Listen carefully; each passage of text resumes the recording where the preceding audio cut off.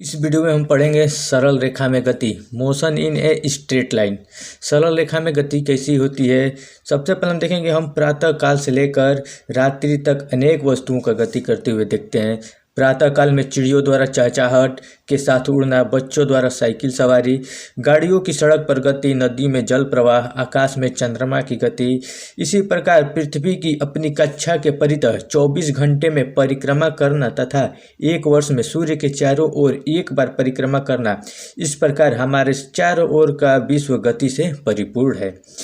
कुछ वस्तुएं एक समान वेग से गति करती हैं तो कुछ वस्तुएं त्वरित गति करती हैं।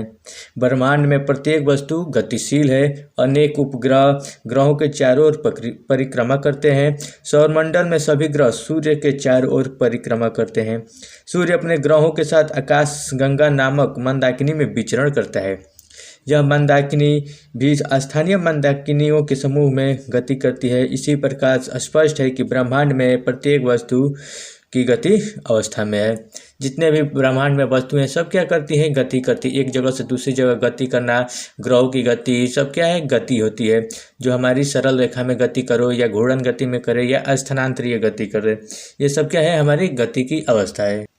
कुछ वस्तुएं गति प्रतीत होती हैं जबकि कुछ वस्तुएं स्थिर प्रतीत होती हैं। पृथ्वी हमारे सापेक्ष स्थिर है, परंतु हम जानते हैं कि पृथ्वी अपने कक्ष के परितः निरंतर घूर्णन गति कर रही है तथा सूर्य के परितः परिक्रमण गति कर रही है। एक ही वस्तु जैसे पृथ्वी का एक ही समय पर विराम में होना या गति में होना, जैसे पृथ्वी का एक ही समय पर विराम में होना व गति में होना सापेक्षता को स्पष्ट करता है, जिसका हम विस्तार से अध्ययन आगे करेंगे। पृथ्वी क्या करती है, सूर्य के चारों ओर गति करती है। और भी जितने हमारे वस्तु हैं संसार में, जो सभी क्या करती है, गति की अवस्था में होती हैं या गति करती है। यांत्रिकी क्या होती है। यांत्रिकी भौतिकी की वह शाखा है जिसके अंतर्गत हम वस्तुओं की गति का अध्ययन करते हैं।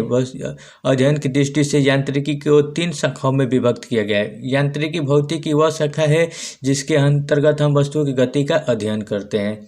जिसके अंतर्गत हम वस्तुओं की गति का अध्ययन करेंगे उसे हम यांत्रिकी कहते हैं। यांत्रिकी को हम 3 भागों में बांट सकते हैं, जैसे स्थिर विज्ञान या स्थैतिकी, जिसे हम स्टैटिक्स बोलते हैं। यांत्रिकी की वह शाखा जिसके अंतर्गत बाह्य बलों के अधीन साम्यावस्था में वस्तुओं का अध्ययन किया जाता है, स्थैतिक कहलाता है।